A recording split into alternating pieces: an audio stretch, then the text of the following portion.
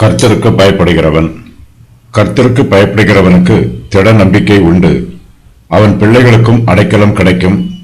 கர்த்தருக்கு பயப்படுதல் ஜீவ ஊற்று. அதனால் மரண கண்ணிகளுக்கு தப்பலாம். கர்த்தருக்கு பயப்படுதலே எல்லா கிருபைகளுக்கும் ஆதாரமாய் இருக்கிறது. இதுவே ஞானத்தின் ஆரம்பம். கர்த்தருக்கு பயப்படுகிறவர்கள் நற்குணம் உள்ளவர்களாய் இருப்பார்கள். அவர்கள் நற்கிரியைகளை நடப்பிப்பார்கள். கர்த்தருக்கு பயப்படுகிற சுபாவம் நம்மை ஆளுகை செய்ய வேண்டும்.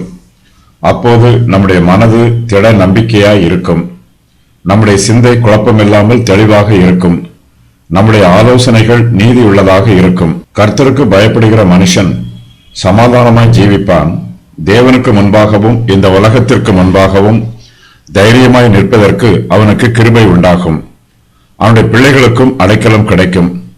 அவர்களும் கர்த்தரால் ஆசீர்வதிக்கப்பட்டிருப்பார்கள்.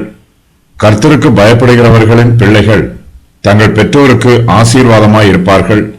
அவர்கள் தங்கள் பெற்றோரின் ஆலோசனைகளுக்கும் புத்திமதிகளுக்கும் கீழ்ப்படிந்து ஜீவிப்பார்கள்.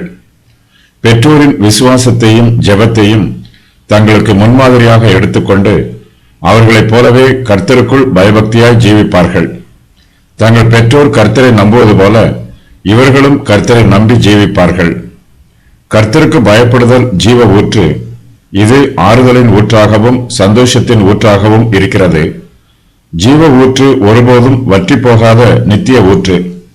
பாவத்திற்கு விரோதமாகவும் சோதனைக்கு விரோதமாகவும் நம்முடைய ஆத்மாவை நாம் காத்து கொள்ள வேண்டும். நமக்கு இந்த உலகத்தில் ஆவிக்குரிய போராட்டம் உண்டு. இந்த போராட்டத்தை ஞானமாய் செய்வதற்கு கர்த்தருக்கு பயப்படும் சுபாவம் நம்மை பலப்படுத்தும். பாவங்களில் இருந்தும் சோதனைகளில் இருந்தும் இது நம்மை விலக்கி பாதுகாக்கும்.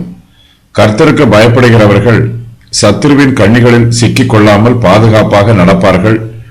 அவர்கள் நீதியின் பாதையில் கர்த்தரின் அடிச்சுவடுகளை பின்பற்றி முன்னேறி செல்வார்கள்.